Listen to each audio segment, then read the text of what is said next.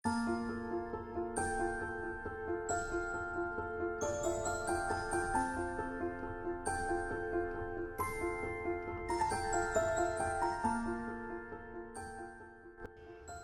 আসসালামু আলাইকুম। This is Parvez. Welcome to Kazi and road.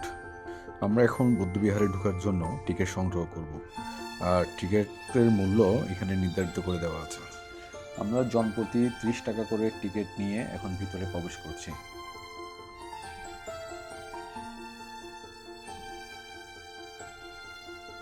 ভেতরের পরিবেশটা আসলেই অনেক সুন্দর। কোনো এখানে ময়লা নেই, সব কিছুই পরিষ্কার, সাজানো গোছানো।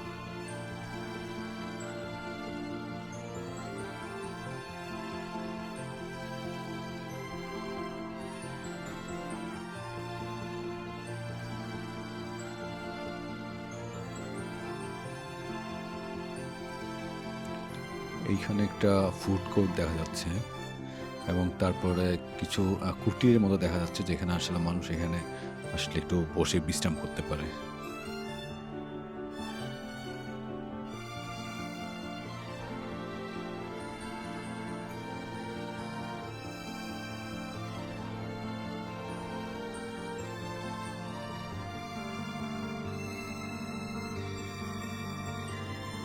আমরা সামনের দিকে হাঁটতে হাঁটতে একটা পুকুর দেখতে পাচ্ছি, এবং পুকুরে দেখি শাপলা ফুলও দেখা যাচ্ছে।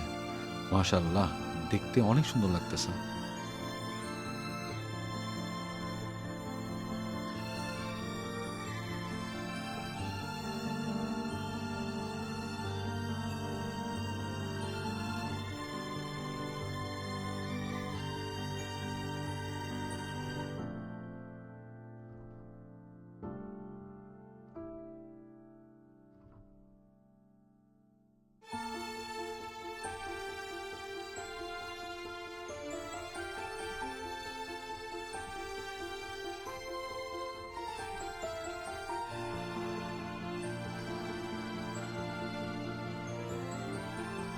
আমার একটু সামনেই দাঁড়িয়ে আছে নওগাঁর বদলগাছির ঐতিহাসিক পাহাড়পুর সোমপুর মহাবিহার।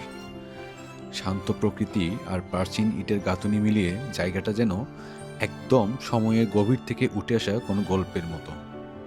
এটি একটি স্থান যেখানে শুধু ইট আর মাটি নেই, আছে 1300 বছরের পুরনো সভ্যতার নিঃশ্বাস। চলুন এই মহাবিহারের ইতিহাস, বর্তমান অবস্থা আর ভবিষ্যৎ সম্ভাবনার পথে হাঁটি। বিখ্যাত পাল বংশের দ্বিতীয় রাজা শ্রী ধর্মপালদেব নবম শতকে এই বৌদ্ধবিহার তৈরি করেন। স্যার কানিংহাম 1879 সালে এই ঐতিহাসিক স্থাপনাটি আবিষ্কার করেন। 1985 সালে ইউনেস্কো পাহাড়পুর বৌদ্ধবিহারকে বিশ্ব ঐতিহ্যবাহী স্থান হিসেবে তালিকাভুক্ত করে। পাহাড়পুর বৌদ্ধবিহার প্রায় 300 বছর ধরে বৌদ্ধদের ধর্মচর্চার কেন্দ্র হিসেবে পরিচিত ছিল। তৎকালীন সময়ে তিব্বত, চীন, মালয়েশিয়া, ইন্দোনেশিয়া এবং মায়ানমার থেকেও বৌদ্ধরা পাহাড়পুর বৌদ্ধবিহারের ধর্মচর্চা ও জ্ঞান অর্জন করতে ছুটে আসতেন। অষ্টম শতকে এটি ছিল পুরো দক্ষিণ এশিয়ার অন্যতম বৃহৎ বৌদ্ধ শিক্ষাকেন্দ্র। চারপাশে যেসব ঘর দেখছেন, এগুলো ছিল ভিক্ষুদের আবাস। হাজারেরও বেশি ভিক্ষু এখানে পড়াশোনা, ধ্যান আর গবেষণায় যুক্ত ছিলেন। পাহাড়পুর বৌদ্ধবিহারের উত্তর ও দক্ষিণ দিকে 922 ফুট এবং পূর্ব পশ্চিমে 919 ফুট পর্যন্ত বিস্তৃত। বিহারটিতে সর্বমোট 177টি ঘরে বৌদ্ধ ভিক্ষুরা বসবাস করতেন। বিহারের ঠিক মাঝখানে শোভা বাড়িয়েছে একটি মন্দির, যার দৈর্ঘ্য 400 ফুট ও প্রস্থ 350 ফুট, এবং মন্দিরটি প্রায় 70 ফুট উঁচু।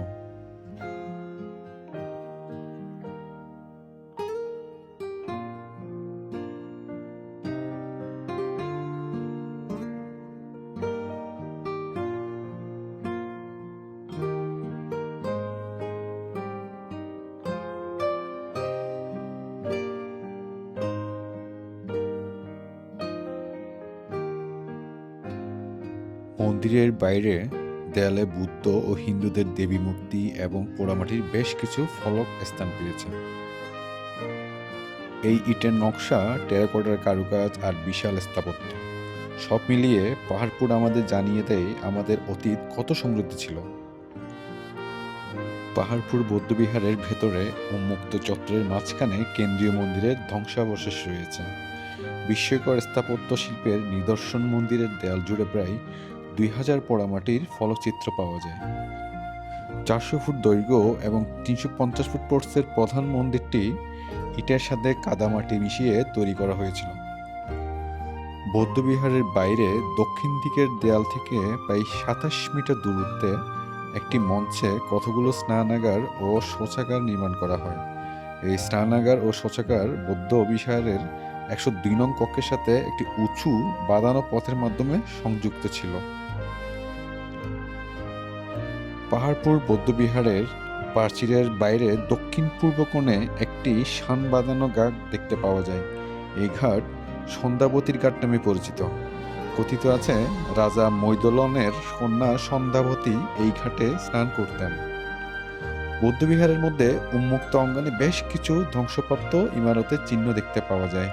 এখানে বিক্ষিপ্তভাবে প্রশাসনিক ভবন, ভোজনশালা, রান্নাঘর, নিবেদন স্তূপ, কুয়ো ইত্যাদি দেখতে পাওয়া যায়। পাহাড়পুর বৌদ্ধবিহার থেকে 365 মিটার পূর্বে সত্যপীরের ভিটা অবস্থিত। সত্যপীরের ভিটায় একটি তারা মন্দির এবং 132টি নিবেদন স্তূপের ধ্বংসাবশেষ দেখা মিলে। মন্দির প্রাঙ্গণে প্রায় 50টি পোড়ামাটির ফলক, অষ্টহস্ত বিশিষ্ট দেবী মূর্তি ও বৌদ্ধধর্মীয় মতবাদ লিপি খোদিত পোড়ামাটির শিলাগুলি প্রাপ্ত হয়েছে। মন্দির এলাকায় 132টি নিবেদন স্তূপ আছে। স্থাপত্য, টেরাকোটা, ইটের কারুকাজ সবকিছু মিলিয়ে সোমপুর মহাবিহার শুধু ধর্মীয় স্থান নয়, এটি তখনকার বিশ্বের একটি ইউনিভার্সিটি বলা চলে। এই অসাধারণ নির্মাণশৈলীর কারণেই ইউনেস্কো এটিকে ঘোষণা করেছে বিশ্ব ঐতিহ্য হিসেবে। বর্তমানে পাহাড়পুর বাংলাদেশের অন্যতম জনপ্রিয় প্রত্নস্থান।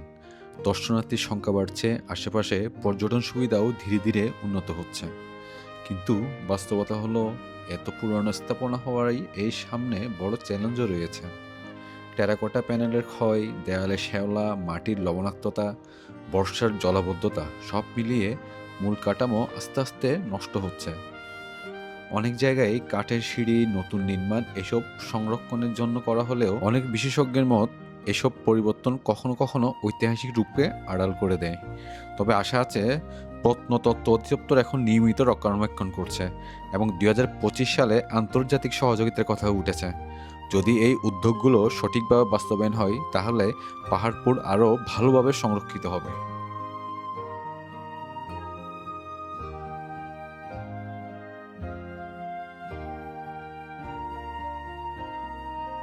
পাহাড়পুর শুধু অতীত নয়, এটি ভবিষ্যতেরও সম্পদ। যদি নিয়মিত সংরক্ষণ, পানি নিয়ন্ত্রণ, টেরাকোটা রিস্টোরেশন, পর্যটন ম্যানেজমেন্ট ভালোভাবে হয় তবে এই মহাবিহার আরেকটি বিশ্বমানের পর্যটন ভাবে পরিণত হতে পারে। আর সবচেয়ে গুরুত্বপূর্ণ বিষয়, আমরা যারা এখানে আসি আমাদের সচেতনতা, যত্ন আর ভালোবাসায় এই ইতিহাসকে বাঁচিয়ে রাখবে পরবর্তী প্রজন্মের জন্য। এটাই ছিল পাহাড়পুর সোমপুর মহাবিহারের ইতিহাস, বর্তমান বাস্তবতা আর ভবিষ্যৎ ভীষণ। পুরো বিহারটি ঘুরতে ঘুরতে অনেক টায়ার্ড হয়ে গেছি, তো এখন একটু চোখে মুখে একটু পানি দিচ্ছি।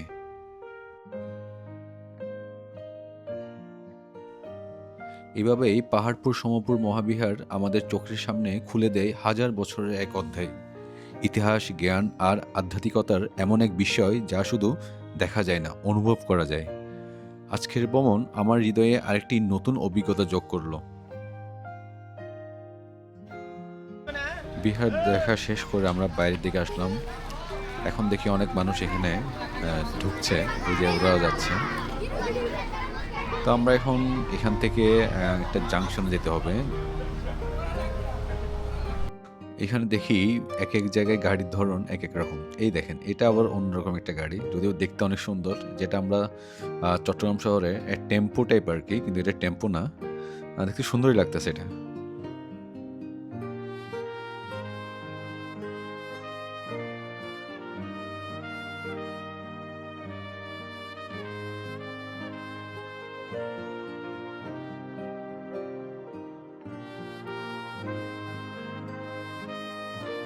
আজকের যাত্রা এখানেই শেষ, কিন্তু ভ্রমণ এটা কখনো শেষ হয় না। পথ আছে, গল্প আছে, আর আমরাও আছি। আবার দেখা হবে নতুন কোনো পথ, নতুন কোনো ইতিহাস, নতুন কোনো অনুভূতির সঙ্গে। ধন্যবাদ সবাইকে। ভালো থাকবেন। আল্লাহ হাফেজ।